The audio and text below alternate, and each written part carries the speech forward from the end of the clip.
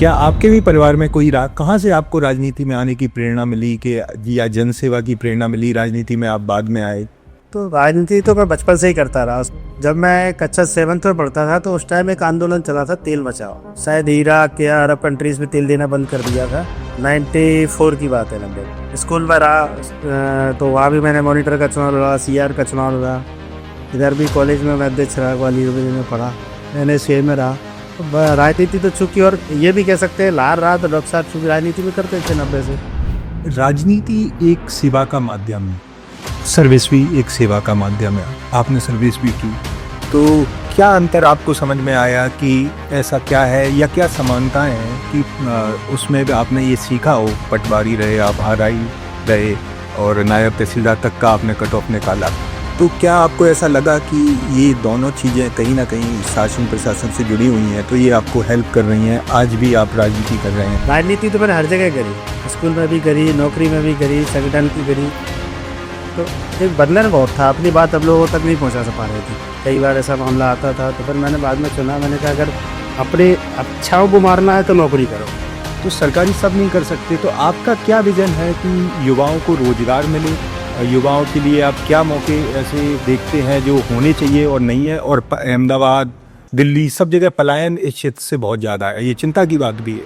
वास्तव में मेरे क्षेत्र से लगभग गुजरात में 25,000 लोग गुजरात में रह रहे हैं मेरी विधानसभा से, और लगभग 4-5 हज़ार लोग जयपुर और जयपुर के आसपास रह रहे हैं, कुछ दिल्ली में भी है। पलायन एक बहुत बड़ा मुद्दा है वैसे। भिंड में आपने कई बार देखा होगा कि युवा क्राइम की तरफ ज़्यादा बढ़ता है।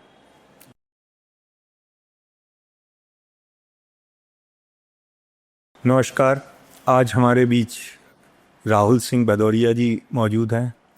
वैसे तो ये चंबल क्षेत्र में किसी परिचय की मोहताज नहीं है। सर, मैं गांव से 2023 में विधानसभा का चुनाव लड़ा, कांग्रेस पार्टी से बिलोंग करते हैं, कांग्रेस के टिकट पर इन्होंने चुनाव लड़ा। हालांकि इन्हें चुनाव में सफलता नहीं मिल सकी, लेकिन उसके बाद से 2023 के बाद से और उससे पहले से भी लगातार सक्रिय हैं। युवाओं में, किसानों में, कर्मचारियों में आवाज़ उठाते रहते हैं, उनके दुख सुख में साथ रहते हैं। क्षेत्र की छोटी मोटी समस्याएं, बाढ़ हो या किसी लॉ एंड ऑर्डर का इश्यू हो, सर हर जगह जाते हैं और वहाँ पर मुद्दे अपने रखते हैं।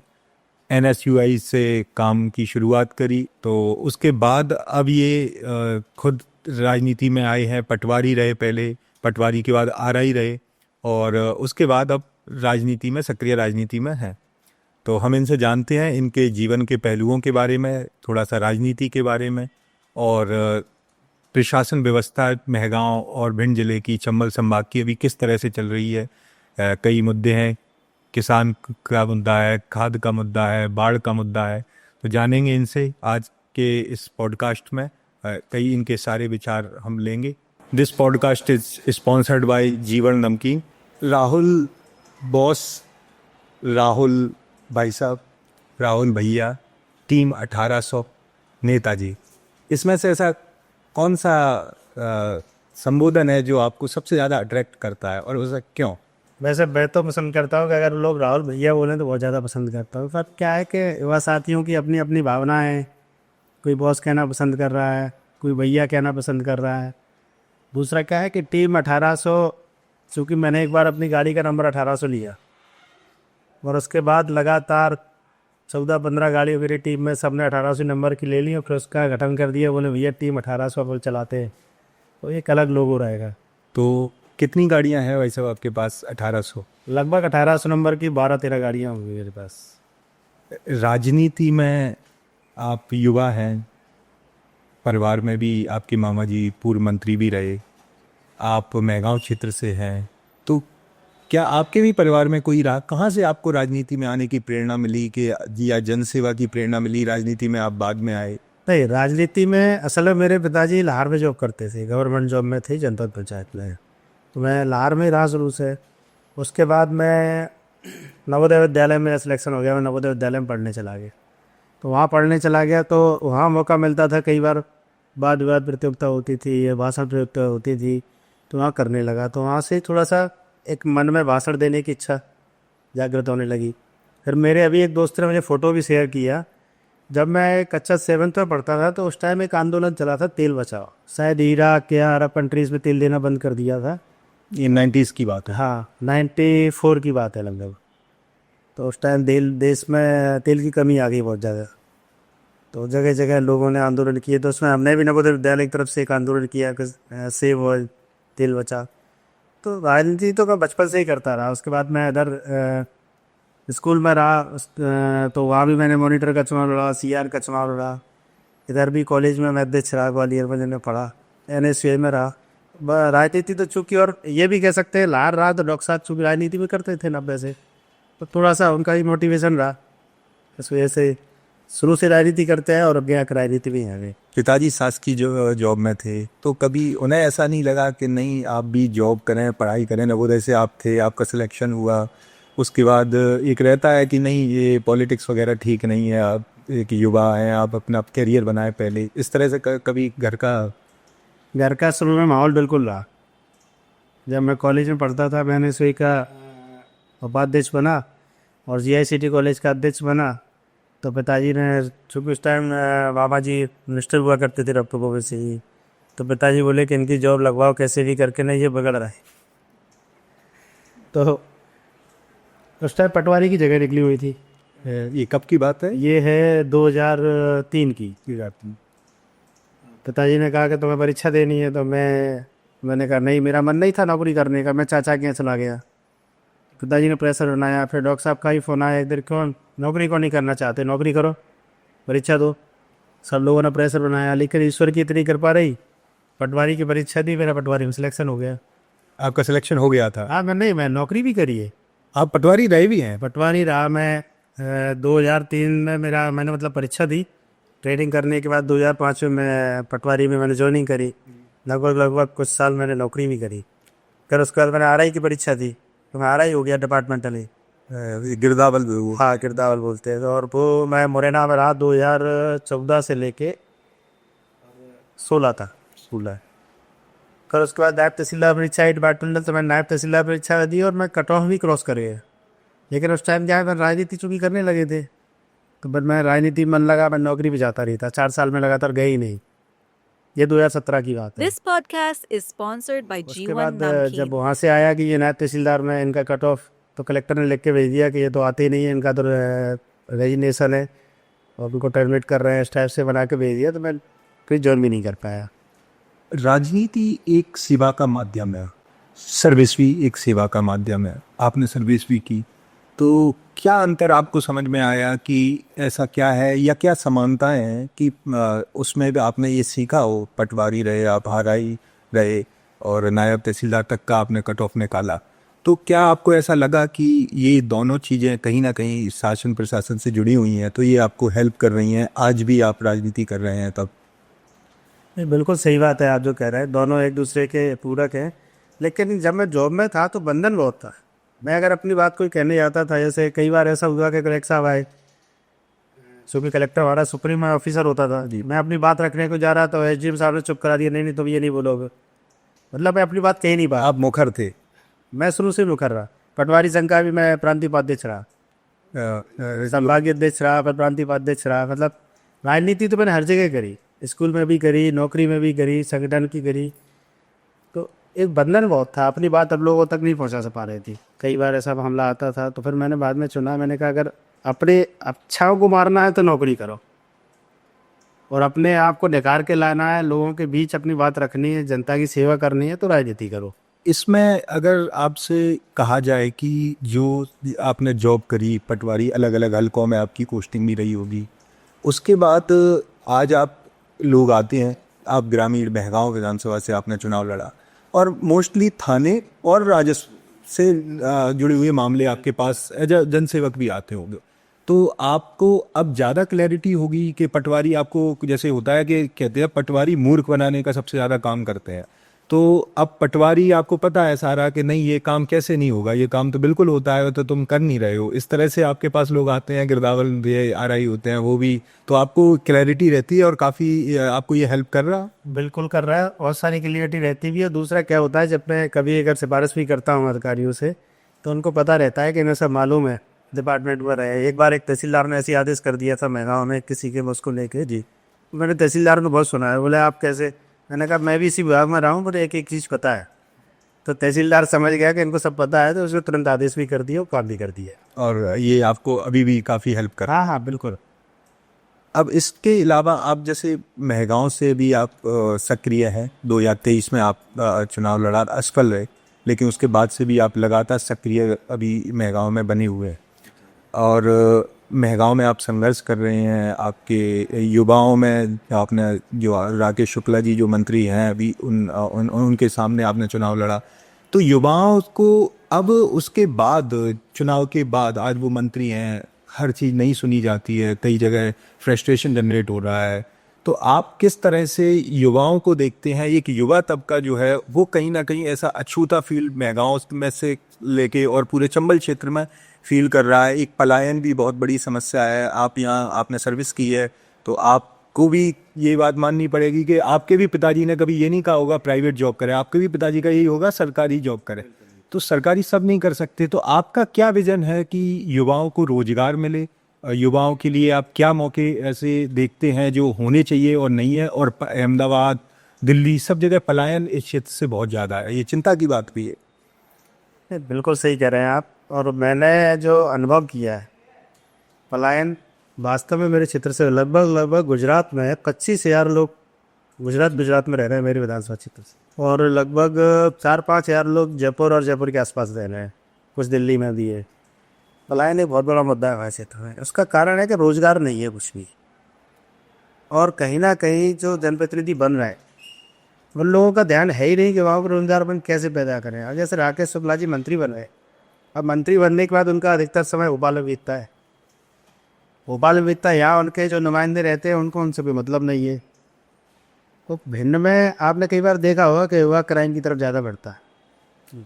उसका कारण भी ये है कि जब रोज़गार नहीं मिलेगा आदमी को, बड़ा परिवार है और कई तरीके की पारिवारिक दिक्कतें आ रही है, तो फिर आदमी को जब रोज़गार नहीं मिलेगा तो क्राइम की तरफ पड़ेगा आदमी। औद्योगिक क्षेत्र से विकसित नहीं है हमारा क्षेत्र, जिससे लोगों को प्राइवेट नौकरियाँ भी मिल सकें। कुल मिला के मैं अपने विधानसभा वाले पूरे भिंड जिले की बात कर रहा हूँ कि अगर मध्य प्रदेश में कोई सबसे पिछड़ा जिला है तो भिंड है। शिक्षा और स्वास्थ्य के मैटर में भी मेरा ये कहना है कि 7 साल हो गए। पहले ओपीएस भदौरिया जी लगभग 2 साल मंत्री रहे और लगभग 2.5 साल अभी वर्तमान मंत्री जी हैं राकेश शुक्ला जी, उम्र हो गया है। तो ये 2019-20 से ये कारवा 5 साल से लगभग मंत्री हैं वहाँ पर उसके बाद भी क्या आपको लगता है कि क्या कसर रह गई या क्यों कसर रह रही है? कोई भी आप देखेंगे कोई ऐसा प्रोजेक्ट नहीं दिखता कि एक मंत्री होने के नाते जो विधानसभा को लाभ मिलना चाहिए वो लाभ मिला हो, और उस पे आपने अभी तक जैसे एज अ विपक्ष आप क्या कर रहे हैं और क्या किस तरह से उसको सोचते हैं?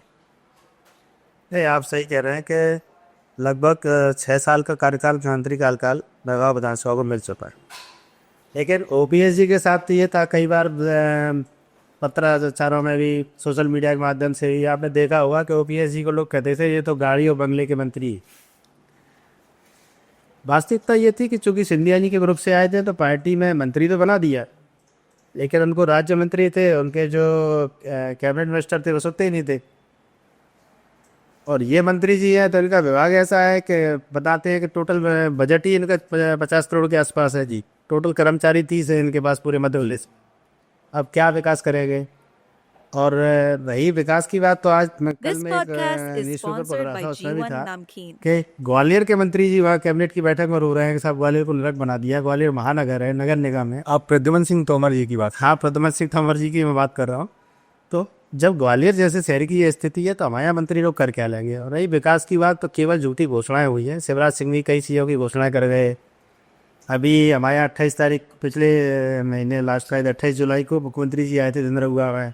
कई घोषणाएं तो ऐसी करी जो पहले से काम चालू है उनकी घोषणाएं कर गए। वो दोबारा रिपीट। ये लगता है कि शिवराज सिंह जी तो कम से कम ये तो देख लेते थे कि ये चालू नहीं है काम उसको। ये तो उनसे बड़े भी घोषणा भी रहे हैं कि जो पहले से काम चल रहा है उनकी घोषणा कर जाते हैं। उनका एक भाषण याद आता है, ये जो हाईवे पे है, तो वो ये कहते हैं कि हमारी बहन संध्या राय जब लोकसभा चुनाव में आए सीएम साहब, और आप भी ग्वालियर रहते हैं, आपका भी उस रोड से लगभग रोज का जाना है और हम लोग भी ट्रेवल करते हैं। मौत का हाईवे या हाईवे NH 719 को कहा जाता है। गडकरी जी जैसा एक, मैं मानता हूं कि एक ऐसी पर्सनैलिटी है, एक ऐसे मिनिस्टर हैं जिनका हर वर्ग में लोग उनका सम्मान करते हैं कि काम हो जाता है उस विभाग से। गडकरी जी की भी घोषणा झूठी निकली, सिंधिया जी भी पूरा प्रयास करके, वो संतों का आंदोलन हुआ वो भी सफल नहीं रहा, सब हुआ 4 महीने 6 महीने, आज तक डीपीआर नहीं बन पा रही है। आपको तो अंदर की जानकारी होगी, क्या क्या रीजन है, क्यों नहीं हो पा रहा है एसआईवी पर विकास? नहीं, अब अंदर की जानकारी तो वही लोग जान रहे हैं, लेकिन जहाँ तक जो मैंने सुना है, भाई इस हाईवे के लिए तो साधु संत भी करीब करीब 15 दिन भूख हड़ताल में कह रहे हैं। This podcast is sponsored by युवाओं ने भी G1 कई बार Namkeen. सरकार की भी अर्थी निकाली, और हकीकत तो ये है कि भाजपा के नेता भी खुद भी परेशान है। जो मंत्री लोग भी जाते हैं, मेरी 2 अधिकारियों से ही बात हुई, कलेक्टर एसपी से ही बात हुई, अमनी साहब आप लोग करना चाहिए, तो वो लोग भी जो कहते हैं वही कि रात के 8 बजे का तो मुझे भी डर लगता है ग्वालियर जाने में, भोपाल से इतना भिंड से, इतना खतरनाक हाईवे है। लेकिन मुझे जो बताया है कि ये टोल चल रहा है पीएलसी कंपनी के। जी, पीएलसी कंपनी का जो मालिक है वो भारतीय जनता पार्टी का कोषाध्यक्ष है वर्तमान में, शायद यूपी के कोषाध्यक्ष हैं, कुछ भी मतलब अच्छे पद पे हैं। उनने 2 साल के लिए और रिन्यूअल करा लिया 2027 तक। तो जब तक मोटा पैसा जा रहा है, रोड तो 2022 में ही फ्री हो गई, जो बीओटी की रोड थी, तो उससे जो टोल से जो पैसा इनको वसूलना था वो तो 2022 में ही खत्म हो गया है।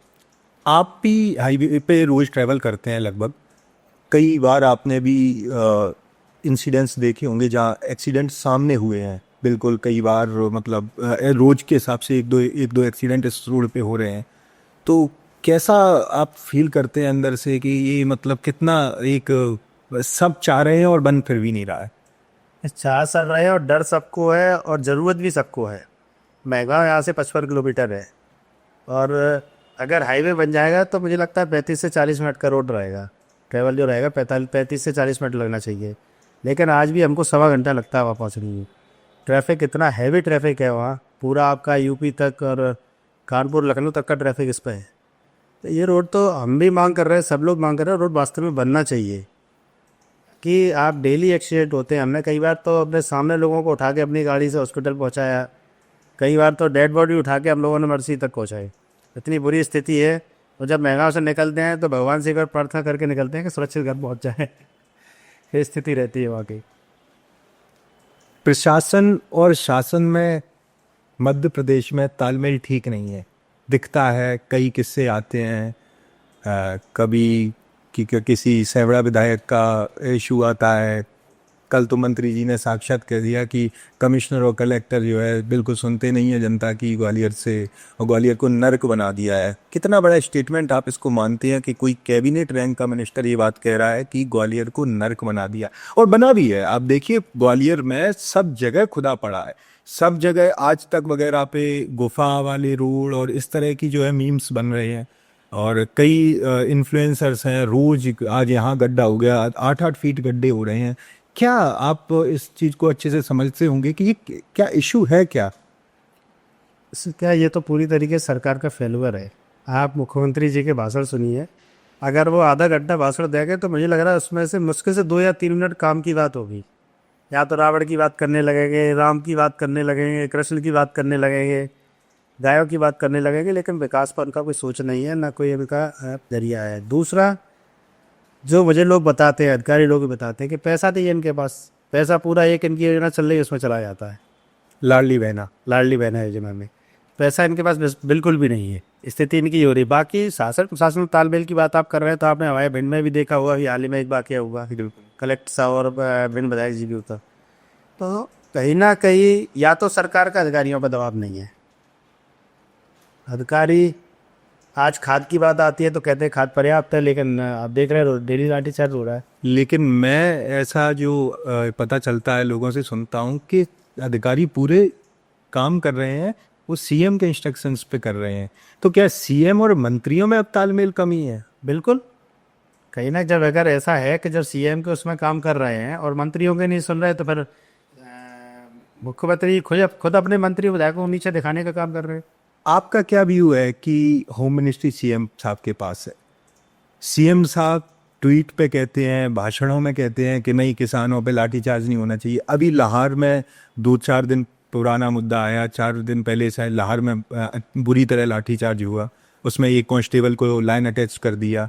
उसके अलावा रीवा से भी ऐसी खबरें आई। जगह जगह इस तरह से एक खाद्य वितरण को लेकर के विवाद आए दिन हम देखने को आ रहे हैं। सरकार कह रही है किसी भी स्तर पे खाद की कोई कमी नहीं है, खाद पूरी तरह से उपलब्ध है। फिर अव्यवस्था फैल कैसे रही है? किसान उग्र हो रहे हैं, या फिर बांटने की प्रणाली में कोई समस्या है, या खाद है ही नहीं? This देखो, podcast is मुख्यमंत्री जी sponsored गृह by मंत्री हैं, G1 ये बात आपकी Namkeen. बिल्कुल सही है। और पूरे प्रदेश में लॉ एंड ऑर्डर पूरी तरीके से खत्म हो चुका है, हर जगह ये स्थिति है। अब रही खाद की बात, तो अभी मेरी एक दिन एसडीएम से बात हुई, अपनी साहब ये समस्या क्यों आ रही है, क्यों नहीं? तो एसडीएम का ये कहना था, मैं आपको अनऑफिशियली बता रहा हूँ, चूँकि अब अधिकारी की तरह हुए है कहीं ना कहीं। बोले साहब 2000 बोरी आई तो, और वो 2000 बोरी में से हमको सोसाइटियों को भी देना है, कैश में भी खरीद रखनी है। तो 2000 में से लगभग 1500 बोरी सोसाइटियों पे चली गई, या 500 बोरी है। 500 बोरी पे किसान 2000 लाइन में लगाए, और एक किसान को 2 बोरी देनी है। अब वो उनको व्यवस्था वो इस तरीके से बनाते, पहले जैसे 5 काउंटर 6 काउंटर चलते थे, अब वो 1 काउंटर बना के रखा है उन्होंने, और उसमें भी 150 टोकन थे। मैं एक दिन गया था व्यवस्था चेक कर रहे हैं वहाँ, मैंने उससे पूछा कि कितने लोगों को तुम दे सकते हो? बोले सर हमको 150 टोकन मिले हैं। मात्र 150 खदान, केवल 150 टोकन, केवल 150 किसानों को एक दिन में खाद दिया एक दिन में खाद मिलेगा। और किसानों की संख्या, किसानों की संख्या अब आप ये मान लो, महंगा बाजार से वोटिंग 2,83,000 की है, 2,83,000 वोटिंग। तो मेरे हिसाब से करीब करीब 70,000 80,000 किसान तो हुआ जो खाद लेने जा रहे हैं। जो जा रहे हैं। अब कुछ सोसाइटियों से लेते हैं, लेकिन तो अभी मतलब लगभग 20,000 आदमी खाद लेने के लिए मंडी में लाइन में लग रहा, और एक दिन में 150 लोगों को मिल सकता है। केवल 150 लोगों को टोकन दे रहा है। अब चूंकि अब अधिकारी अपनी व्यवस्था बनाने के लिए साहब हम बांट रहे हैं, लाइन लगी है। अब कई बार ये लॉ एंड ऑर्डर भी कराए थे, इससे पब्लिक भर जाएगी तो 2 दिन का और मौका मिल जाएगा, तो वो 150 टोकन बच जाएंगे। कहीं ना कहीं खाद की कमी है, और मैं तो कह रहा हूँ खाद की कमी ये लोग कह रहे हैं, लेकिन मुझे लगता है ये लोग काला बाजारी कर रहे हैं खाद की। क्योंकि आप मार्केट में चले जाओ, खुले मार्केट में, आप प्राइवेट दुकानों पर 100 रुपये बोरी एक्स्ट्रा दो, आप चाहे इतनी खाद ले लो। इन पर कहाँ से आ रही है भाई? फैक्ट्री तो वही है बनाने वाली। तो शासन को पहले मार्केट में देने से पहले अपना स्टॉक करना चाहिए, ये डिमांड के अनुसार। सवाल है, खाद का काफी गर्म मुद्दा भी चल रहा है। तो ये सवाल जनता जानना चाहती है कि किसान के पास लिमिटेड खेती है। ऐसा तो है नहीं कि कल किसी मौजे में जो है 100 बीघा का मौजा है वो 150 का हो गया। ऐसा तो नहीं हो सकता, जमीन तो सीमित है। उसके बाद जब सरकार को पता है कि लाहौर तहसील या ब्लॉक है, उसमें इतने की खाद की किल्लत या ज़रूरत है, हर साल सेंट्रल गवर्नमेंट पे भी डिमांड जाती होगी कि इस ज़िले में इतनी खाद है, हो सकता है 100-200 टन ऊपर नीचे हो जाए। तो उसके बाद भी ये हर साल की स्थिति क्यों है? हर साल ये स्थिति क्यों निर्मित हो रही है कि खाद के लिए हर बार वही है कि किसान परेशान है, किसान लड़ रहा है, किसान पिट रहा है, लेकिन जो है समस्या आज तक जस की तस है। कम से कम 10 से 15 साल से ये स्थिति देखी जा सकती है। इसका क्या है, सरकार का ध्यान नहीं है खाद की व्यवस्था बनाने पर। जब खाद का समय आता तभी ये लोग वो करते हैं। मैंने एक दिन डॉक्टर साहब से पूछा, डॉक्टर गोविंद सिंह जी सहकारिता मंत्री रहे, तो मैंने उनसे पूछा आपके टाइम पे खाद की ये दिक्कत नहीं आती थी? तो वो ये कह रहे थे कि बोले हम लोग क्या करते थे, जब सीजन शुरू होता है उससे 3 महीने पहले 4 महीने पहले हम डिमांड मंगाते थे, और डिमांड मंगाने के बाद जो डिमांड आती थी उसका 1.25 गुना हम स्टॉक करके रखते थे अपने गोदामों में, शासकीय गोदाम, पास के गोदामों में। कई बार पैसे की दिक्कत आती थी तो बैंक से हम लोन दिलवा देते थे, जो खरीदारी कर रहा है डिपार्टमेंट उसको। और जैसे अगर बोरी पे अगर आप 10 पैसे 20 पैसे बढ़ा भी दोगे ब्याज के, तो किसान को कोई दिक्कत नहीं है देनी, तो वो ब्याज के रूप में उसका पैसा भी चला जाता था। पर्याप्त खाद होती थी, पहले से गोडाउन में होती थी, हम लोग बांटते थे आराम से। अब ये लोग क्या, ये लोग ध्यान ही नहीं देते। डिपार्टमेंट से बात करो तो वो कहते हैं साहब खरीदारी के लिए पैसा नहीं हमारे पास। अब ये सहकारिता और कृषि मंत्री की व्यवस्था है कि वो लोग बैंकों से उनके पैसे की व्यवस्था कराएं, और पहले से खाद की डिमांड लेके उनको अपने यहाँ डिपॉजिट करके रखें, अपने गोदाम में भर के रखें क्या डिमांड है, और उसके बाद फिर डिस्ट्रीब्यूट करेंगे, तो कहीं भी अव्यवस्था नहीं फैलेगी। ये लोग ऐसा कुछ करते नहीं है, लास्ट मोमेंट पर इनको याद आती है तो फिर वो जो जितनी आप आती है उससे व्यवस्था बना रहे हैं, तो आप व्यवस्था फैल रही है पूरे प्रदेश को। कृषि किसान का मुद्दा हमने देखा। अब जो और आपके क्षेत्र, जो ग्रामीण क्षेत्र है, एक स्वास्थ्य और शिक्षा का मुद्दा है। स्वास्थ्य पे पहले बात करते हैं। 5-6 साल से मंत्री हैं, कोई भी ऐसा नहीं लगता कि महगांव में कोई स्वास्थ्य संबंधी कोई प्रॉपर डॉक्टर, या महगांव के ब्लॉक हैं अमायन, गोरमी, रौन, तो इनमें भी कोई व्यवस्था आज तक ऐसी दिखाई नहीं देती। इसका क्या कारण है कि स्वास्थ्य संबंधी व्यवस्थाओं में, स्वास्थ्य संबंधी सुविधाओं में जिला बराबर पिछड़ता जा रहा है। लोग ग्वालियर छोटी छोटी चीज़ के लिए, मतलब ऐसा तक कहना है लोगों का कि अगर आप वहाँ लोकल में जांच कराते हो तो मलेरिया होगा तो डेंगू निकाल देंगे, और डेंगू होगा तो हो सकता है चिकन पॉक्स निकाल दें। तो ये सुविधाएं 2025 में भी अगर अपग्रेड नहीं हो रही तो ये इसका क्या कारण आपको समझ में आता? आप अपग्रेड की बात कर रहे हैं। मेरी विधानसभा में एक रौन कस्बा है जी, और एक मेगांव कस्बा है जी। दोनों कस्बों की दूरी लगभग 70 किलोमीटर की है आपस में? आपस में। रौन का जो BMO है अनिल शर्मा, उस पर ही मेगांव BMO का भी चार्ज है। तो वो रोज ट्रैवल करते हैं? नहीं, कर ही नहीं सकता। वो 2 दिन यहाँ बैठता है की व्यवस्था देखता है, 3 दिन रौन की व्यवस्था देखता है। एक BMO 2 सिविल हॉस्पिटल चला रहा है, और वो भी 70 किलोमीटर की दूरी पर। कितनी बड़ी विसंगति है। मैं तो क्या, मैंने 1-2 बार कलेक्टर साहब से कहा, और कोई हाईवे भी नहीं है बीच में? बीच में कोई हाईवे नहीं है, विंड होके आना पड़ता है मेरे को। मैंने 1-2 बार कलेक्टर साहब से कहा कि आप बहुत से व्यवस्था बनवा दो, पहले से व्यवस्था बनवा दो। बोले साहब वो तो सब ऊपर से चल रहा है।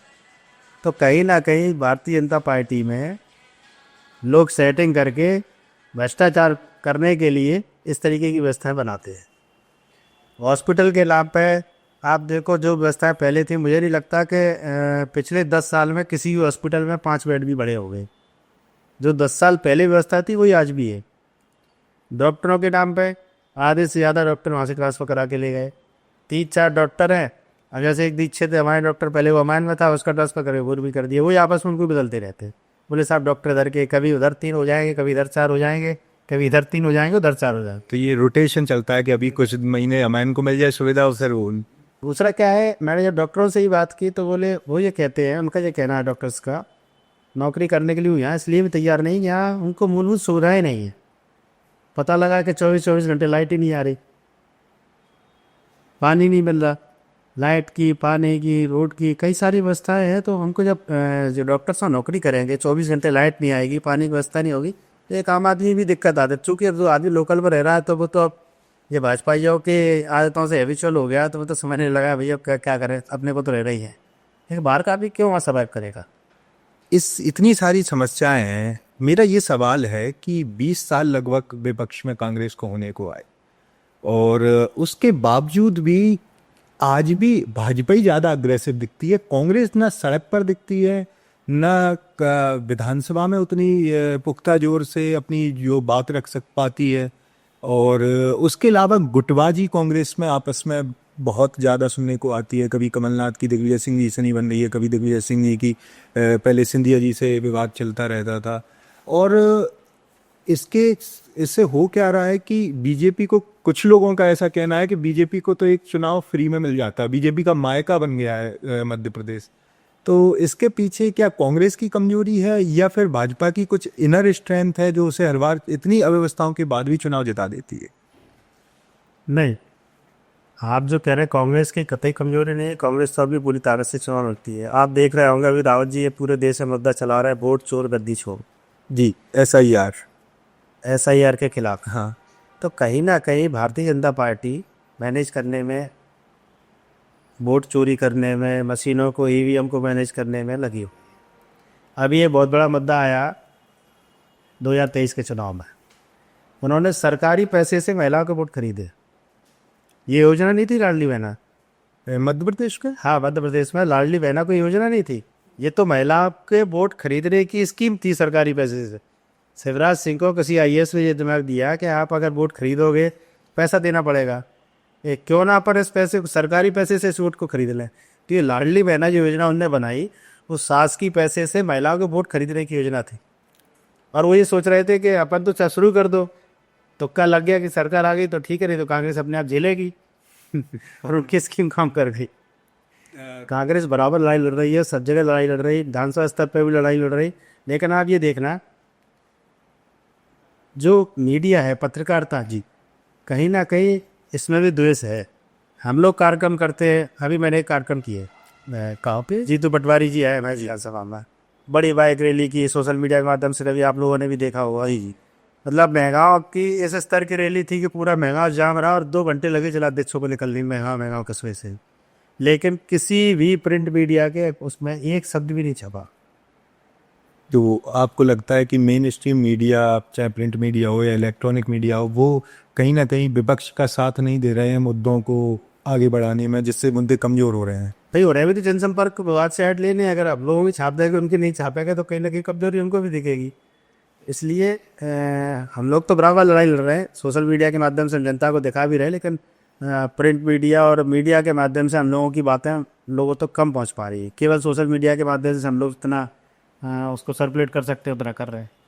भिंड में 2 जिलाध्यक्ष बने, एक ग्रामीण से एक शहर, और काफ़ी समय से संगठन थोड़ा सुस्त है। अगर लाहौर को थोड़ा सा छोड़ दिया जाए तो अब क्या उम्मीद की जा सकती है कि 2 जिलाध्यक्ष हैं, तो किस तरह से अब आगे की रणनीति भिंड में आप लोग बना रहे हैं, और किस तरह से तालमेल से और गुटबाजी को दूर करके सब लोग साथ में एग्रेसिवली लड़ाई लड़ने का विचार आपने किया है? नहीं, जलाध्यक्ष तो पिछली बार भी 2 थे। ग्रामीण में मानसिंह कुशवाहा जी थे और शहर में राधेश्याम शर्मा जी थे। चूँकि राधेश्याम शर्मा जी की एज भी हुई, मुझे लगता है 70 के आसपास हो, डॉक्टर राधेश्याम शर्मा है। अब 2 जो नए जलाध्यक्ष बने, युवा जलाध्यक्ष बने, और ये बात सही है कि कांग्रेस के संगठन में कहीं ना कहीं लोकल स्तर पर कमियां तो रही। आप मानते हैं? बिल्कुल मानता हूँ मैं आपकी बात ये, और थोड़ी सी लीडरशिप में भी कमी रही है, ये भी बात मैं मानता हूँ। कांग्रेस को तो मैं ऊपर भी सुझाव देता रहता हूँ और मुझे कतई बोलने में भी दिक्कत नहीं है। कांग्रेस पार्टी में एक चीज़ की कमी मैं बहुत बड़ी महसूस करता। भारतीय जनता पार्टी क्या करती है, आजकल जो चुनावी जो माहौल है जातिगत उस पर आ गया है। जातिवाद काफ़ी जातिगत और जातियों को मोड़ने में आ गया है। कांग्रेस में जातिगत लीडरशिप की कमी है। कांग्रेस के पास ऐसा कोई दमदार नेता कुशवाहा समाज में नहीं है जो कुशवाहा समाज को वोट डाइवर्ट कर दे। आप सोशल इंजीनियरिंग की बात कर रहे हैं। हाँ, कांग्रेस में कोई ऐसा लोधी समाज का नेता नहीं जो लोधी समाज में अगर वो जाए घूमे तो उसका प्रभाव पड़े, वोट डाइवर्ट हो। गुर्जर समाज में एकमात्र लीडर में सचिन पायलट जी और थोड़ा सा लोकल लेवल पे दिनेश गुर्जर जी, साहब सिंह जी, थोड़ा होता है। बघेल समाज में कोई बड़ा लीडर नहीं है। तो इन सब चीज़ों को जो हमने महसूस किया, भारतीय जनता पार्टी में क्या होता है कि जैसे मैंने चुनाव, अभी लोकसभा का चुनाव देखा जी या विधानसभा का चुनाव देखा, इनके लोकल की लीडरशिप जो जाती है जातिगत वाली, को बहुत इफेक्ट करती है। सोशल इंजीनियरिंग में बीजेपी इतने आगे निकल गई। कोई मध्य प्रदेश के जैसे कुशवाहा समाज को के लिए वो केशव प्रसाद मौर्य को ले आते हैं। आपने बताया बघेल समाज के लिए वो प्रोफेसर एसपी सिंह बघेल जी को ले आते हैं। लोधियों में उनके पास उमा भारती जी, प्रहलाद पटेल साहब, भिंड से जिलाध्यक्ष देवेंद्र नरवरिया जी भी हैं। कांग्रेस ने इस पर विचार नहीं किया, या आपको ऐसा लगता है कि शायद ये भी हो सकता है कि नेताओं ने अपनी जगह बनी रहे, इस वजह से किसी और को आने नहीं दिया? नहीं, ऐसा नहीं है। नेता तो भाई क्या है, बीच में सोशल इंजीनियरिंग की कांग्रेस ने मुझे लगता है विचार ही नहीं कर पाए बीच में ही। बीच का जो सरकार के बाद का कुछ समय का कार्यकाल, लेकिन अब ये लोग विचार कर रहे हैं, लगातार कर भी रहे हैं। वैसे भिंड जिले की मैं बात करूं, पिछली बार उन्होंने मानसिंह कुशवाहा को जिलाध्यक्ष बनाया जी, तो कहीं ना कहीं कुशवाहा समाज का एक लीडर उन्होंने जिले में खड़ा कर दिया। वो शायद पहले जिला पंचायत सदस्य रहे थे, मैं मेरे साथी रहे जी। और उसके बाद जैसे अब दोबारा पार्टी ने जिलाध्यक्ष बनाया, तो अब बघेल समाज से रामसिंह बघेल को खड़ा कर दीजिए। तो कहीं ना कहीं जैसे अब एक कुशवाहा समाज का लीडर तैयार हो गया, एक बघेल समाज का लीडर तैयार, धीरे धीरे पार्टी कर रही है सोशल इंजीनियरिंग को लेके। उनका पूरा ध्यान है और लीडरशिप को तैयार करने का काम कर रहे हैं। लेकिन अभी तक जो कमी थी वो मैंने आपको बताई, लेकिन अब पार्टी कर रही है। इससे जैसे सोशल इंजीनियरिंग में क्या आप क्या मानते हैं कि लोग इससे क्यों बेटर कनेक्ट कर पाते हैं? क्या ये कारण रहता है कि उनकी बात शायद दूसरे जाति के नेता उतनी नहीं सुनते, और जब उनका खुद का एक नुमाइंदा, उनका एक रिप्रेजेंटेटिव होता है तो उन्हें शायद थोड़ा मजबूती फील होती है कि नहीं, अगर मैं उन भाई साहब से भी कह दूंगा तो वो अपना काम जो है, जैसे आप कोऑर्डिनेशन में जिलाध्यक्ष राम से सी हैं और वो कुशवाहा हैं, उनसे चलते होगे, तो क्या उनके समाज की प्रॉब्लम्स आप तक उनके जरिए ज़्यादा आ पाती है जो शायद पहले नहीं आ पाती थी? ऐसा आप फील करते हैं? नहीं, बिल्कुल करते हैं, ये बात आपकी सही है। क्या होता है कि कई बार जैसे व्यक्ति है तो वो ये सोचता है कि मैं ये नेता है, इनके पास जाऊँगा तो मेरी बात पता नहीं कैसे सुनी जाएगी, क्या सुनी जाएगी। लेकिन जब सामाजिक व्यक्ति होता है, उनका कोई लीडर होता है, तो उसके पास वो अपने 2 रिश्तेदारों को लेकर ही पहुँच जाते हैं, और कहीं ना कहीं उनकी पहुँच होती है अपने लीडर तक, किसी ना किसी माध्यम से वो लीडर तक पहुँच जाते हैं। तो वो बड़ा कंफर्ट फील करते हैं कि हमारा लीडर, हम अपने लीडर तक अपनी बात रखेंगे, बात सुनी जाएगी, तो हमारी बात का निराकरण भी होगा। इसलिए उससे वो चुनाव में ही प्रभावित होते हैं। चुनाव में जैसे हमारे राजकुमार कुशवाहा बीजेपी का नेता है, उसने बताते हैं कि लार में जाके कुशवाहा समाज के कई गांव को मोड़ने का काम किया। तो उनको ये लगता है कि ये हमारे समाज का व्यक्ति है, हमारी बातों पर ध्यान देगा, इस तक हमारी पकड़ रहेगी, पहुंच रहेगी, हम आसानी से इससे अपनी बात रख सकते हैं। आप मेहगांव विधानसभा के बारे में मैं आपसे पूछना चाहूँगा। मेहगांव विधानसभा कहते हैं कि सबसे चंबल राजनीति में मध्य प्रदेश में वैसे बहुत टफ माना जाता है, और उसमें भी टफ सबसे ज़्यादा मानी जाती है मेहगांव विधानसभा, क्योंकि कितनी जातियां हैं इसका मुझे ठीक से ज्ञान नहीं है, आप शायद इस उत्तर में ज़्यादा अच्छे से बता पाएँ। कितना टफ रहता है? क्षेत्र भी बहुत बड़ा है, सुकान से लेकर के शायद वो पचोकरा मछंड तक शायद लगता है, मुझे ठीक से कोट पड़ोसा से लेके कोट पड़ौरा तक, कोट परूसा से लेके कोट पड़ौरा तक। ये पोरसा के पास जो बुधारा पुल पड़ता है, कुआरी नदी है, वहाँ से विधानसभा शुरू होती है। और एक मछंड के पास रायकोट गांव पड़ता है। रायकोट मिलके एक ही पंचायत है, और उसका कोट गांव हमारी विधानसभा में पड़ता है, और राय लाहौर विधानसभा में पड़ता है। तो ये कितना बड़ा इलाका है? लगभग 135 किलोमीटर के आसपास का एरिया हो। तो 135 किलोमीटर तक आपको चुनाव में या क्षेत्र में सक्रियता रखने में, शादियों में जाने में तकलीफ होती है? ये बहुत लंबा एरिया है, तो कहीं ना कहीं परेशानी तो होती है, लेकिन प्रयास करते हैं हम। लेकिन मैं इस बार विधानसभा स्तर का जब चुनाव हुआ, विधानसभा चुनाव हुआ, तो 10 से 15% गाँव में पहुँच ही नहीं पाया, बड़ा एरिया होने की वजह से, और कहीं ना कहीं इसका भी मुझे नुकसान होगा। क्या आपको भी लगता है कि आपके क्षेत्र में लाडली बहना और वोट चोरी आपने फील किया 2023 में? बिल्कुल फील किया है, क्योंकि मेरी विधानसभा का जहाँ तक जब परिणाम निकल रहे थे, पहले तक तो मुझे लग रहा था सब अच्छा है, और जहाँ भी मैं जा रहा था तो लोग कह रहे थे कि बोले नहीं नहीं इस बार कांग्रेस जीतेगी। एक दो गांव ऐसे, जैसे एक इंदुरखी गांव है जी, इंदुरखी गांव में कुशवाहा समाज, बघेल समाज, मुस्लिम समाज, जाटव समाज, एक बड़ा है बाथन समाज, मला समाज, बड़ा समाज है। तो सब लोगों ने कांग्रेस को वोटिंग की। इवन भाजपा के प्रत्याशी राकेश शुक्ला जी वोटिंग के दूसरे दिन उस गांव में गए, और उस गांव के लोगों को जाके धमकाया, बोले तुम लोग अगर मैं चुनाव हारा तो तुम लोगों को मेरे से हारूंगा, तुम लोगों ने भाजपा का साथ नहीं दिया, और चुनाव जीतने के बाद मैं तुम्हें भुस भर दूंगा इस गांव में, ये तक कह के आए हो। और जब रिजल्ट आया तो उस गांव से 450 वोट से कांग्रेस हार गई। जिस जगह पर ऐसा हुआ उस जगह पर कांग्रेस पीछे भाजपा ये मान रही थी कि हम 500-700 वोट से हारेंगे, उस जगह से भाजपा 500 वोट से जीत के आई। तो ये किस तरह से चोरी हो रही है? छोटे स्तर पे आपको लोगों ने भी समझाया होगा, क्योंकि एक पंचायत में मेरे हिसाब से मुश्किल नहीं है पता करना कि वोटिंग पैटर्न क्या है। बिल्कुल सही बात है। और चोरी मुझे तो लगता है ईवीएम में ही हो रही होगी, क्योंकि अभी ये पंजाब का मामला आया सरपंच का। एक हमारे यहाँ आम आदमी पार्टी का प्रत्याशी है भिंड में, राहुल कुशवाहा था, मतलब आम आदमी से चुनाव लड़ा जी। उसका ये कहना था कि हमने मोती बड़ा पोलिंग पे, चूँकि मैं गाँव में गया, मेरा सामाजिक गाँव था, तो गाँव वालों ने कहा तुम्हें विश्वास होगा कि नहीं होगा, तो बोले 11 वोट तुम ही डाल लो। तो बोले मैंने अपने लोगों से ही कैसे भी करके 11 वोट हमने खुद डलवाए, खुद बटन दबाए जी। बोले मैं विश्वास था कि इस गांव में 20-25 वोट तो बलेगी, 11 मैंने डाले, एक मेरा एजेंट होगा उसने भी डाला होगा, तो 12 वोट तो वही हो गए, 2-4 वोट और मिल जाएंगे, सामाजिक क्षेत्र गाँव है। वो जब रिजल्ट आया तो 8 वोट निकली, 11 उन्होंने डाले और 11 बटन दबाए उसने खुद आम आदमी पार्टी के लिए, और रिजल्ट आया तो 8 निकले।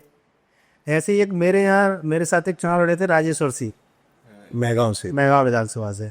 तो वो ये कह रहे थे कि अब 3 गाड़ियों में हम करीब 17-18 लोग हम गए घर के, बोले, और मैं सब भाइयों की बहुएं, माताजी, पिताजी, बच्चे, चाचा चाची, हम सब लोग ग्वालियर, चूँकि पूरा परिवार रहता है, तो वो लोग हम लोग इकट्ठे होकर गए वहाँ वोट डालना। और गोरमी की कोलिन पे हमने करीब 20 वोट इनके डले परिवार के, और जब रिजल्ट निकला तो वोट 6 निकले उनके।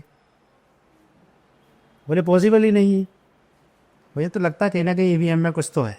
तो क्या इसकी लोकल स्तर पे कोई शिकायत जब इस तरह से होती है, भले आप नेशनल पार्टी से हैं, लेकिन लोकतंत्र में ये जनता के ऊपर है कि कौन जीतना चाहिए, नेशनल पार्टी से हो या ना हो, ये मैटर नहीं करता। अगर किसी को 6 वोट मिले हैं तो उसे मिलने चाहिए 6 वोट, उसका ऐसा नहीं होना चाहिए कि नहीं वो 5 ही वोट मिले, क्योंकि रिप्रेजेंटेशन वो 6 लोगों ने तो उसी कैंडिडेट को चूज किया है।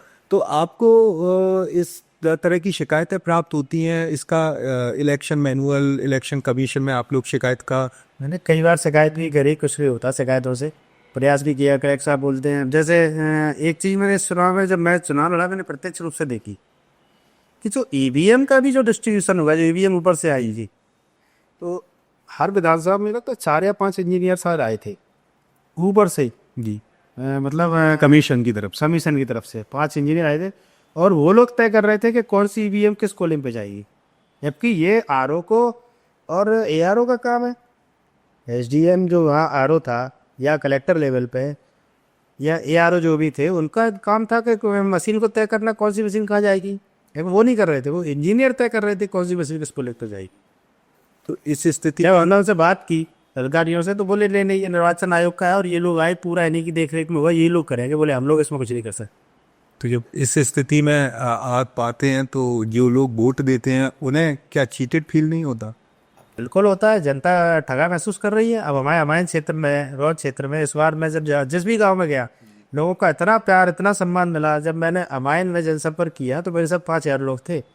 बीजेपी प्रत्याशी को घबरा गए थे, मैं बेहोश टाइप का हो गए थे, उनको 2 घंटे हॉस्पिटल में एडमिट करना पड़ा मेरा रोड शो देख के अमाइन का। जी। और उस अमाइन क्षेत्र से और रोन अमाइन क्षेत्र में 12,000 वोट से हरके हैं। रोन अमाइन पूरा 12,000 से 12,000 से हरके हैं, जिस क्षेत्र से मुझे 10-12,000 से जीतना चाहिए था। जो आके राजनीतिक लोग हैं, विश्लेषण करते हैं, जो प्रबुद्ध जन है, वो सब ये कह रहे थे मुझसे कि आप यहाँ से 8 से 10,000 वोट से चुनाव जीत के जाएंगे, और उस एरिया से 12,000 से चुनाव हरके आए। ये गंभीर मुद्दा है। और इसके अलावा मैं आपसे एक चीज़ और पूछना चाहता हूँ। ग्वालियर चंबल में, मैं पार्टी लाइन पे बात नहीं कर रहा, एक ये पैटर्न कॉमन देखा गया है कि जो भी कैंडिडेट चुनाव जीतता है, और खासकर अगर वो रूलिंग पार्टी से है, तो दूसरे दलों पर और दूसरे लोगों पर केस लगाने का एक पैटर्न बहुत आम है, झूठे केस में फंसाना। कैसे होता है ये? क्या ये टीआई उनकी ही सुनते हैं, कोई जांच वगैरह इस तरह से नहीं करते? ऐसा क्या आपके क्षेत्र में इस तरह से भी हो रहा है, झूठे केस लगवाने वाला ये जो? बिल्कुल हो रहा है। और टीआईओ की तो ये स्थिति है कि वो सत्ता पक्ष के गिरगी रखे हुए, उनको ये डर है कि अगर हमने इनके कहने से अगर एक काम भी नहीं किया तो हम हट जाएंगे। मतलब जो मैं पुलिस का अभी जो चेहरा देख रहा हूँ, ऐसा चेहरा मैंने कभी नहीं देखा कि अगर वह थाना प्रभारी मोटरसाइकिल की भी चेकिंग करने जाएगा तो सत्ता पक्ष के घर बता के जाएगा कि मोटरसाइकिल चेकिंग करने जा रहा हूँ और ये फलाना आदमी रहेगा, अगर आपका कोई आदमी आए तो फ़ोन कर देना, उसको छोड़ दें।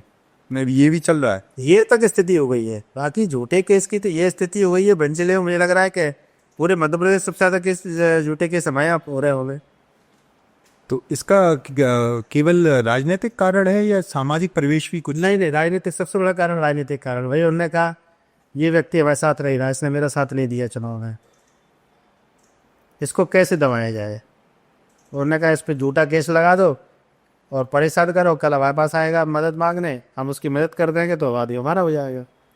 ये षड्यंत्र है, ये पूरा झूठे केस लगा के और अपनी तरफ उसको शामिल कराने का षड्यंत्र है। तो इसमें जो लोग झूठे केसों में फंसते हैं, तो उन्हें तो ये पता चलता होगा कि कहाँ से केस लगवाया गया। यार सब चलता है, अब मदद कहीं और नहीं मिलती, इसलिए फिर वहीं पहुंच जाए। पहुंच जाते। लेकिन मैं आपको बता दूं, भिंड का आज भी वीर है, मतलब स्वाभिमानी बहुत है। उस टाइम मैं, वैसे तो मैं देखता हूँ कि 60-70-80% लोग मदद मांगने नहीं जाते। वो ये कहते हैं कि ठीक है रे, जो करना है करने को, मौका आएगा तो बात करेंगे। तो 10-20% लोग चले भी जाते हैं, तो लेकिन वो मौके पे जवाब जरूर देंगे। भिंड का आदमी चुकता नहीं जवाब देने से। आपने चंबल की बात की और मुझे एक बहुत ही पुरानी बात याद आ रही है। 2019 की बात है।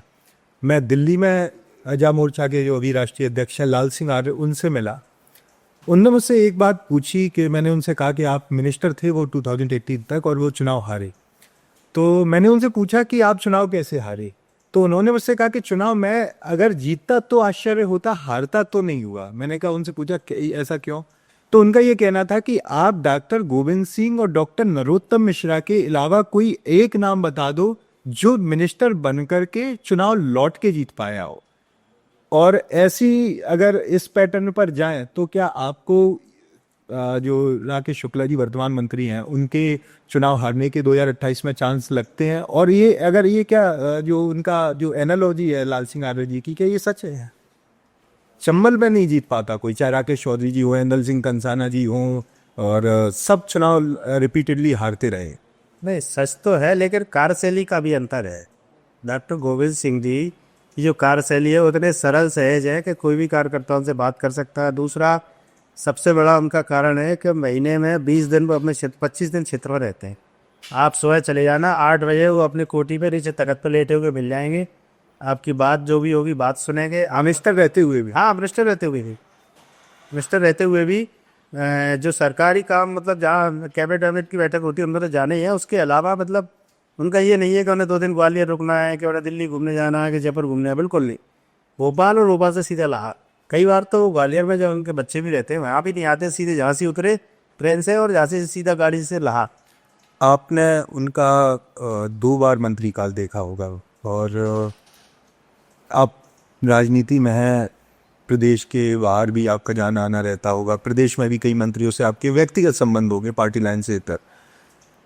क्या आप पाते हैं कि एक मिनिस्टर में एज अ डॉक्टर साहब के आपके मामा जी भी हैं, उनकी कार्यशैली में और लोगों की कार्यशैली में जो चुनाव हारे हैं, क्योंकि डॉक्टर साहब जीतते रहे हैं, अभी भी केवल पिछला चुनाव हारे जब वो मंत्री नहीं थे, लेकिन उससे पहले वो मंत्री काल के बाद भी चुनाव रिपीटली जीतते रहे हैं, तो क्या फंक्शनिंग में और अंतर है? किस तरह से वो जो है जनता को खुश करते हैं, किस तरह, क्योंकि शिकायत तो उनके पास भी आती होंगी, और सबको खुश रखना भगवान के भी हाथ में नहीं है।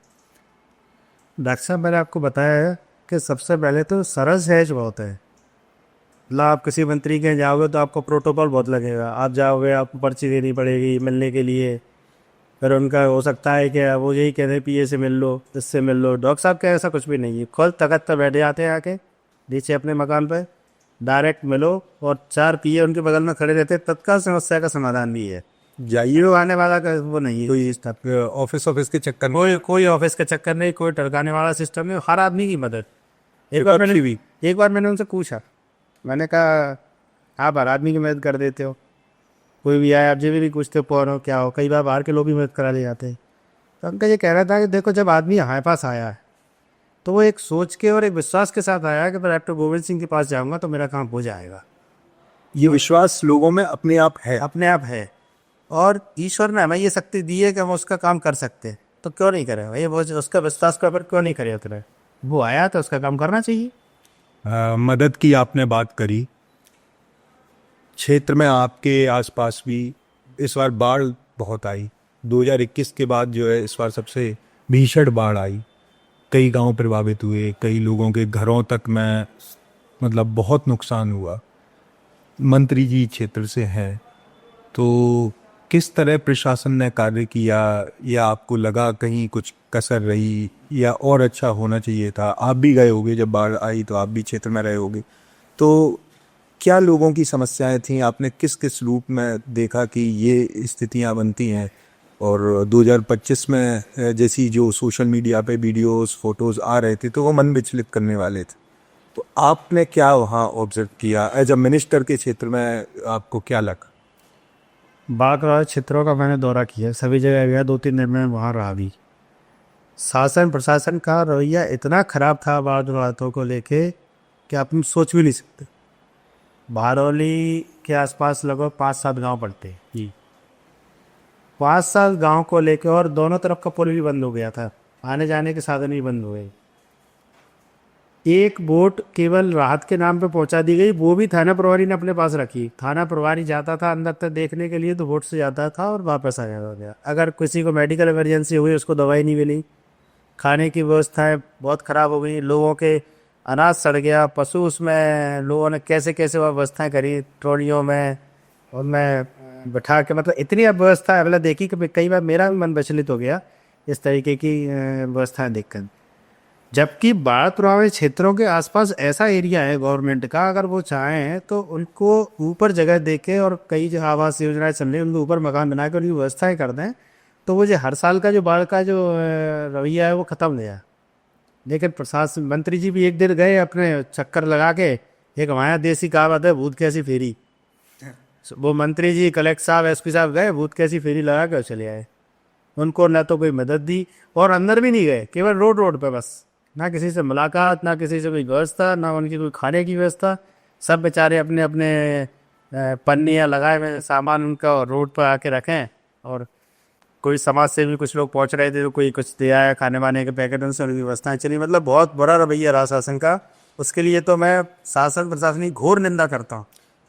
मैं आपसे ये पूछना चाहता हूँ कि 2025 में जब हम इस तरह के चित्र देखते हैं, आप ड्रोन की बात करते हैं, अब सुन रहे हैं कि जोमेटो वगैरह पर भी खाना जो है ड्रोन से डिलीवर हुआ करेगा, किसान की जो है कीटनाशक वगैरह भी ड्रोन से लगा करेंगे। तो जब इतनी टेक्नोलॉजी की बातें होती हैं तो आप ये बात नहीं उठाते कि जब ये ड्रोन फिर किस लिए है? अगर ड्रोन से अगर बाढ़ क्षेत्रों में अगर मदद पहुंचाई जाए, जिसमें राहत सामग्री हो सकती है, दवाइयाँ हो सकती हैं, भोजन हो सकता है, तो ये सारी चीज़ें फिर नहीं दिखती। फिर वही पुराना पैटर्न आपको दिखाई देगा, एक नाव पे लाइफ जैकेट पहने हुए और वो सोशल मीडिया पे ज़्यादा चल रहा होगा, हो सकता है वहाँ उतना मदद पहुँच भी नहीं रही हो। तो ये तकनीक जो 2025 में, और हम अगर 2025 में होकर के बाढ़ से उसी तरह निपट रहे हैं जैसे हम निपटा करते थे 1960 में, तो फिर क्या परिवर्तन आया? ये तकनीकी तो सिर्फ पैसे वालों के, अमीरों के लिए है, और शहरी क्षेत्र में जो शासन प्रशासन के लोग हैं उनके लिए है। जनता को कुछ नहीं मिल रहा, ना जनता को कुछ दे रहा है। आप कह रहे हैं ड्रोन से जोमेटो पे वो आएगा, तो वो भी शहरी क्षेत्र में आएगा, ग्रामीण क्षेत्र में तो है ही नहीं जोमेटो। हम आपसे कह रहे हैं कि ग्रामीण क्षेत्र में तो अभी आप जाओ अगर सर्वे कराओ तो मोबाइल भी वो वाला मिलेगा आपको जो 1100 रुपये का जो नोकिया आता था, कीपैड मोबाइल। आज भी स्थिति मतलब ग्रामीण क्षेत्र में तो बहुत कमज़ोर स्थिति है। शासन की जो व्यवस्थाएं हैं जो है, मुझे तो लगता है कि 90% योजना उनकी कागज़ पे चल रही है, हकीकत कुछ और है। इससे तो हम पहले का मानते हैं, पहले हेलीकॉप्टर आके खाना के पैकेट तो भी दे गया था जब पहली बार बाढ़ आई थी। इस बार तो कुछ भी नहीं, कोई ड्रोन नहीं, कोई कुछ नहीं। तो इम्प्लीमेंटेशन का आपको नहीं दिखाई दे? नहीं, कुछ भी नहीं है, सब इनका कागज़ों पे चल रहा है और अमीरों के लिए उन्हें बना के रखा है, गरीब जनता के लिए कुछ भी नहीं है। मैं एक स्थिति से बहुत डरता हूँ, मैं आपको बताना चाहता हूँ। एक बहुत प्रसिद्ध कवि थे भारत में हिंदी के, रामधारी सिंह दिनकर, और उनकी एक कविता है कि सिंहासन खाली करो कि जनता आती है। हमने अभी 2-3 दिन पहले नेपाल में ये स्थिति देखी कि सिंहासन, दैनिक भास्कर ने भी ऐसा छापा, सिंहासन फूंक दिया। उसके बाद बेहिसाब हिंसा, लूटमार। तो आप भी विपक्ष में हैं, आंदोलन, अधिकारियों के साथ, मंत्रियों के साथ मारपीट, ये क्या हमेशा सुनियोजित ढंग से षड्यंत्र होता है, या सच में जनता इतनी त्रस्त हो जाती है कि ये उसका रिफ्लेक्शन होता है और फिर वो काबू में नहीं आता? और ये स्थिति आप भी एक सभ्य नेता है, नहीं चाहेंगे कि भारत में कभी भी बने। अराजकता किसी भी चीज़ का सॉल्यूशन नहीं हो सकता, हम जो व्यवस्थाएं हैं उन्हें सुधार है। लेकिन इस तरह की स्थिति के बारे में आपका क्या कहना? नहीं, ये बात आप कह रहे हैं बिल्कुल सही हो, और हकीकत तो ये है कि जनता खुद ही अराजक हो जाती है। कोई डीप स्टेट का काम? डीप स्टेट का काम है, एक आध कोई व्यक्ति अगर इस तरीके का करे तो भले ही करे। जैसे अपने अभी एक बार आपने देखा होगा, ऐसी समाज के लोगों ने 1-2 अप्रैल का आंदोलन रोका था। कोई प्रायोजित नहीं था, कोई सुनियोजित नहीं था। सुबह जब हम सड़कों पर निकले तो अपने को सब कुछ देखने को मिला कि जनता रोड रोका, जगह जगह रोडें रोक रखी, हमले की, ये सब की। कहीं ना कहीं जनता त्रस्त हो जाती है। जैसे मेरे क्षेत्र की मैं बात करूँ, ग्रामीण क्षेत्र में इतनी परेशानी महंगा विधानसभा में चल रही है कि गाँव में कोई विकास कार्य हो रहे हैं, ठप पड़े हैं, जनता परेशान है। 1 साल हो गए जनपद में सीओ नहीं है, जनपद सदस्यों को 4-4 साल हो गए, उनको उनका जो खुद का फंड होता है वो नहीं मिल रहा। तो कहीं ना कहीं उनमें भड़ास निकल रही हो। आप एक दिन ऐसा आ देखिए, बीजेपी से जुड़े लोगों के साथ भी हो रहा है, सबके साथ एक दिन ऐसा आएगा कि ये सब मिलके जनपद में आग लगा देंगे। अब उसमें कोई नेता थोड़ी कुछ करेगा कि भाई जब जनपद चली नहीं रही, पूरे ग्रामीण क्षेत्र की व्यवस्था है पूरी जनपद से चलती है और जनपद खत्म है, जनपद में कोई सीओ नहीं है, तो ऐसी स्थिति बनती है। दूसरा, मैंने ऐसे भी एक मित्र ने, ये जीवन कंपनी के मेरे मित्र हैं, उन्होंने मुझे भगवत गीता गिफ्ट की जी। तो चूँकि उन्होंने भगवत गीता गिफ्ट की तो मुझे एक गीता का एक चीज़ याद आ रही कि भगवान कृष्ण ने गीता में कहा है कि अन्याय करना पाप है, लेकिन अन्याय को सहना उससे बहुत बड़ा पाप है।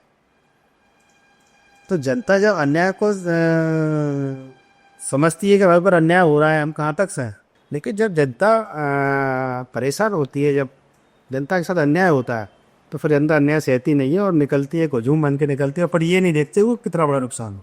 आपके क्षेत्र में मेहगांव विधानसभा की बात करें, थोड़ा भिंड से जिले को भी देखते हैं, क्या मुख्य समस्याएं आपको जब आप दौरा करते हैं, आप जाते हैं, लोगों से मिलते भी हैं, युवाओं से मिलते हैं, महिलाओं से मिलते हैं। क्या मुद्दे आपको लगते हैं कि क्या प्रमुख समस्याएं हैं जिनका किसी भी तरह से कोई निराकरण हो ही नहीं रहा? क्षेत्र में तो मुझे लगता है बिल्कुल प्रशासन का तो फेल्योर हो गया है। समस्याओं के नाम पर क्षेत्र और भी सर पीछे चला गया है। सबसे बड़ी बात, जैसे मैं युवा साथियों से मिलता हूँ, 10 कहाँ से युवा साथी, 10 में से 8 युवा साथी कहते हैं भाई साहब एक काम दिला दो। रोजगार की समस्या, रोडों की स्थिति इतनी खराब है। एक नल जल योजना हमने चलाई, नल जल योजना के नाम पर पूरे गांव की रोडें खोद कर फेंक दी और दोबारा उनको बनाया नहीं गया।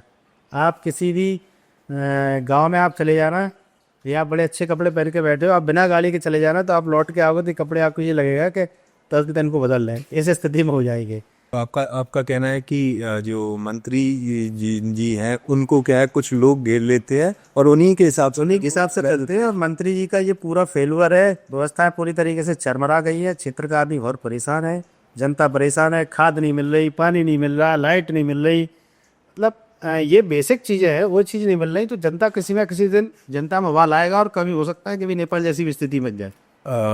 बननी तो नहीं चाहिए। और मैं इसका बिल्कुल पक्षधर नहीं हुई। मैं पिछले भी जब 2-3 बार आंदोलन हुआ तो मैं इसका बिल्कुल पक्षधर नहीं हूँ। लेकिन जब जनता के साथ अन्याय होगा तो फिर जनता कुछ भी करे, ना हम रोक पाएंगे ना आप रोक पाओ। भीड़ का कोई चेहरा नहीं होता। कोई चारा नहीं। इस स्थिति में जैसे आप बता रहे हैं कि ऐसे लोग जो है नाराज भी होते हैं, सब तरह के फ्रस्ट्रेशन भी होते हैं, तो इसको आप नेता होके इस चीज़ को समझ पाते हैं कि अगर ऐसा चलता रहा तो हो सकता है कि प्रशासन के लिए थोड़ा सा इश्यू हो जाए, फिर कोई किसी की सुनता नहीं है, अराजकता किसी की कोई चेहरा नहीं होता अराजकता का। फिर तो आप देखोगे नेपाल में स्पाइडरमैन के चेहरा वाले लोग भी हिंसा कर रहे हैं, कि 47 भी आ रही हैं। तो और इस स्थिति को निपटने के लिए आपको क्या लगता है, प्रशासन को किस तरह से सतर्क रहना चाहिए या इंटेलिजेंस एजेंसीज का ये काम होना चाहिए? ये इंटेलिजेंस, मेन काम तो इंटेलिजेंस एजेंसी का ही है। दूसरा मैं कह रहा हूँ प्रशासन को भी इन चीज़ों पर ध्यान देना चाहिए कि कहीं कोई काम इतना ना हो जाए कि जिस पर जनता भड़क जाए। आप किसी के साथ इतनी अति मत करो। कई बार थानों में आग लग गई, मेगांव थाने में, गोरबी थाने में कई बार ऐसी स्थिति बनी कि थाने के स्टाफ को अंदर कुंडी बंद करके अंदर भागना पड़ा। आप जब जनता पर अन्याय करोगे तो जनता एक लिमिट तक जनता से अन्याय सहेगी, उसके बाद फिर नहीं सहेगी। आपने मेगांव थाने की बात करी, एक इंसिडेंट बहुत फेमस हुआ। कोई बीजेपी के नाम मुझे याद नहीं है, बीजेपी के कोई मंडल अध्यक्ष है, किसी निरैयालो बीएमओ को चाटा में, बीओ को चाटा, शिक्षा अधिकारी, ब्लॉक शिक्षा अधिकारी, हाँ, उनको चाटा मारा। और वो शायद गुरु पूर्णिमा का दिन था। गुरु पूर्णिमा के दिन गुरु को थप्पड़ मारना, और फिर वो जो एक वो रोए भी, उन्होंने कहा मेरा बेटा होता तो बदला लेता। हालांकि शिक्षक के मुंह से ये शोभा नहीं देता, लेकिन फिर भी इस तरह की स्थिति बनी। आपने फिर उस पर सोशल मीडिया पे आपने उसको एक्टिव किया, उसमें शायद बाद में एफआईआर भी दर्ज हुई। तो क्या मामला था ये? गुरु पूर्णिमा के दिन एक गुरुओं के सम्मान का कार्यक्रम था। कहाँ पे? मेगांव जी। और मंत्री राकेश शुक्ला जी उस कार्यक्रम के मुख्य अतिथि थे। चूँकि वहाँ के मंडल अध्यक्ष, पूर्व मंडल अध्यक्ष, अब तो नहीं है, पूर्व मंडल अध्यक्ष नीरज शर्मा जी पहुँचे और उनको कुछ स्वसहायता समूहों की फाइलों पर साइन कराना था। मंडल अध्यक्ष जी को बीओ से जी। तो बीओ का ये कहना था कि जनपद सीओ साहब के साइन करा लो, उसके बाद पे कर दूंगा, चूंकि ये मामला जनपद सीओ के यहाँ से हो गया। कहा पर जनपद सीओ आप बता रहे भाई 10 साल से है नहीं, एसडीएम पे प्रभार है, तो कभी कभार बैठते होंगे तो बैठते होंगे, तो लगता बैठते नहीं। तो कोई उनकी फाइल नहीं हो पा रही। उन्होंने कहा कि आप नहीं करोगे, बोले नहीं करेंगे तो उन्होंने थप्पड़ जमा दिया उसे। ये हो एक जिला शिक्षा अधिकारी के साथ जो गुरुओं का वहाँ सम्मान करा रहा है गुरु पूर्णिमा के दिन, उसको आप सरेआम थप्पड़ मार रहा है, और मंत्री जी की मौजूदगी में। मंत्री जी वहाँ मौजूद थे? मंत्री जी मतलब मुझे लगता है 2 या 3 मिनट में वहाँ पहुँच गए, ऐसा लोगों ने बताया, चूँकि मैं तो था नहीं, उसका सीसीटीवी फुटेज में नहीं। ठीक। और उसके फिर उन पर दबाव बनाया जाता है कि एफआईआर नहीं करा हुआ है। एफआईआर कराने गए तो पुलिस ने कह दिया हम जांच करेंगे। अरे भाई, कोई व्यक्ति पीड़ित है, पुलिस का मतलब होता है कि अगर पीड़ित है एफआईआर फर्स्ट इन्फॉर्मेशन रिपोर्ट, अगर वो अपनी रिपोर्ट कराने गया, रिपोर्ट लिखिए, उसके बाद बेचना करिए। काफ़ी सोशल मीडिया में देखा पुलिस अधिकारियों से आपकी गहमा गहरी भी हो काफ़ी हुआ। तो उसके बाद पे जब हमने आह्वान किया तो जो लोगों को मैसेज गया, तो कहीं ना कहीं पुलिस डर गई उससे। लोग निकल के भी आए, 1,000 आदमी रोडों पर निकल के आ गए गिरफ्तारियाँ देने मेगांव में।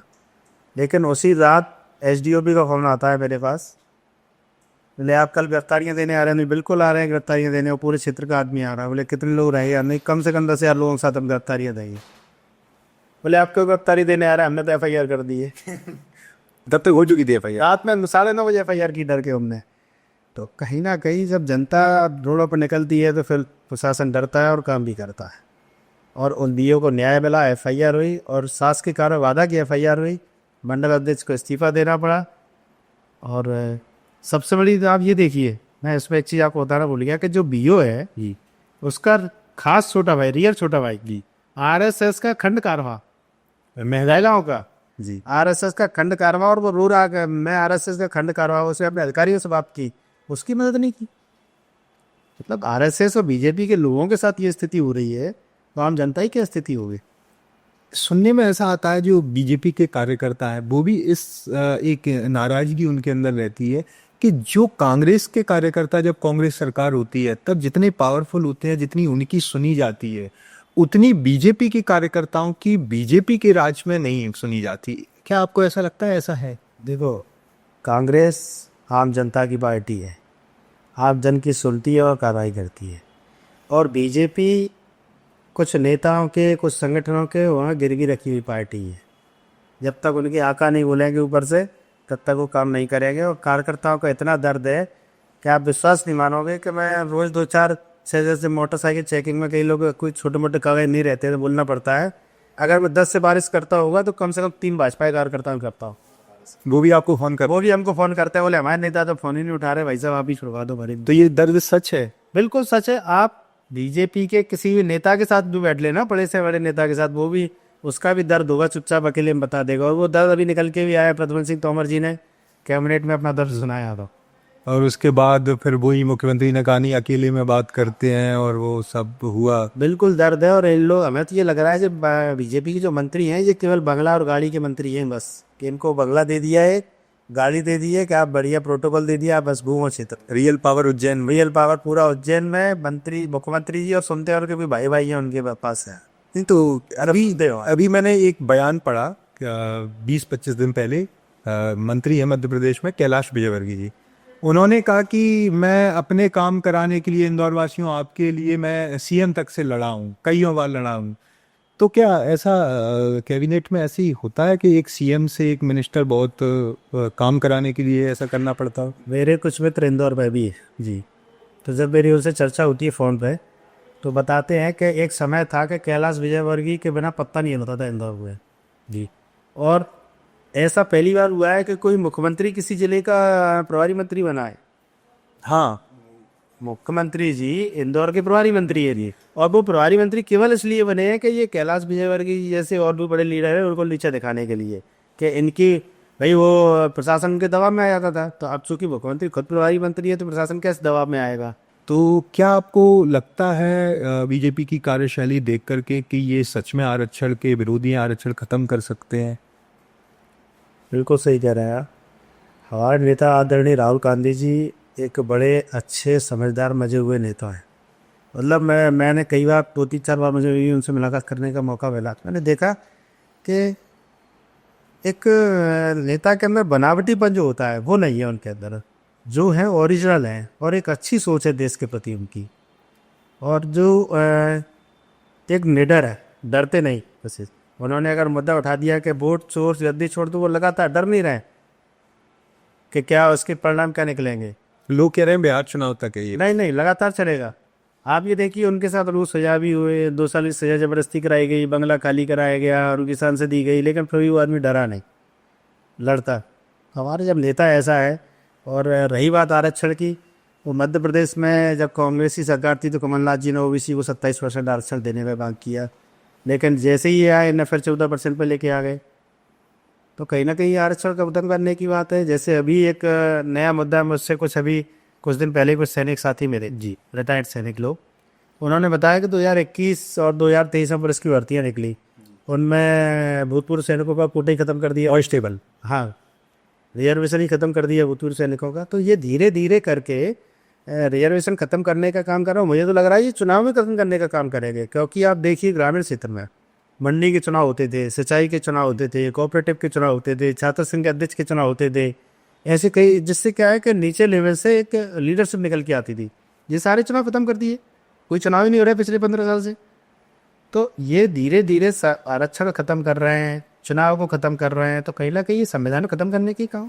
तो आपके क्षेत्र से जो आप सैनिक वाले पर्टिकुलर अगर हम बात करें तो आपके क्षेत्र से या जिले से भी बात करें या संभाग से भी बात करें, सैनिकों की संख्या बहुत ज़्यादा है। लोग यहाँ से सेना, बीएसएफ, अर्धसैनिक बल सब में जाते हैं। तो आपसे मिलते हैं लोग, बताते हैं कि ये आरक्षण खत्म होने से उन्हें क्या। मुझे कई लोगों ने बताया, और पहले जिले से सबसे ज़्यादा सैनिक पूरे वाले चंबल संभाग से निकलते, और कई सैनिक संगठन के लोग हमसे मिले आके, कई सैनिक भी मिले। लोगों ने पीड़ा जाहिर की कि भैया हम तो 16 साल नौकरी करके आ गए, और अब प्रयास ये था जल्दी छोड़ के इसलिए और आ गए कि यार लोकल नौकरी मिल जाएगी। यार रिजर्वेशन था पहले, कांग्रेस सरकार ने नौकरियाँ दी भूतपूर्व सैनिकों को, लेकिन जब 2021 और 2023 की भर्ती हुई उसमें भूतपूर्व सैनिकों का आरक्षण ही खत्म कर दिया, और एक नया अग्निवीर और चला दिया। तो 4 साल में लड़का बाहर आएगा और भूतपूर्व सैनिक को उसमें आरक्षण नहीं होगा, तो अग्निवीर बेचारा क्या करेगा। पूरे भी 15 लाख दे के बिजनेस कर। अभी आप कैलाश विजयवर्गीय जी की बात कर रहे थे, तो कैलाश विजयवर्गीय जी ने इनको लेके बयान दिया था कि हम अपने घर पे चौकीदार भी रखेंगे, तो जो अग्निवीर से निकल के आएंगे ऐसे लोगों को चौकीदार रखने का काम करेंगे। तो ये कहीं ना कहीं सेना के प्रति असम्मान की बात है, ये उनके प्रति सम्मान नहीं है, और कहीं ना कहीं उनकी बदनामी करने का काम है। मैं तो ये कह, ये इनको आरक्षण मिलना चाहिए, भूतपूर्व सैनिकों को आरक्षण मिलना चाहिए। ये मेरी, मैं तो आपके माध्यम से शासन से ही मांग करूँगा कि इनका जो आरक्षण था उनको बहाल किया जाए। बहुत बहुत धन्यवाद राहुल जी। सर से आज कई मुद्दों पर शिक्षा पे बात करी, देश के मुद्दों पे बात करी, प्रदेश के मुद्दों पे बात करी, और बड़ी सरलता और सहजता से उन्होंने इसका जवाब दिया। उन्होंने हमें बहुत कीमती अपना समय दिया, क्षेत्र से निकाल करके अपना समय दिया, उसके लिए हम उन्हें बहुत बहुत धन्यवाद देते हैं। और जीवन नमकीन की तरफ से भी हम सर को धन्यवाद देते हैं। सर बहुत बहुत धन्यवाद आपका हमारे शो पे आने के लिए।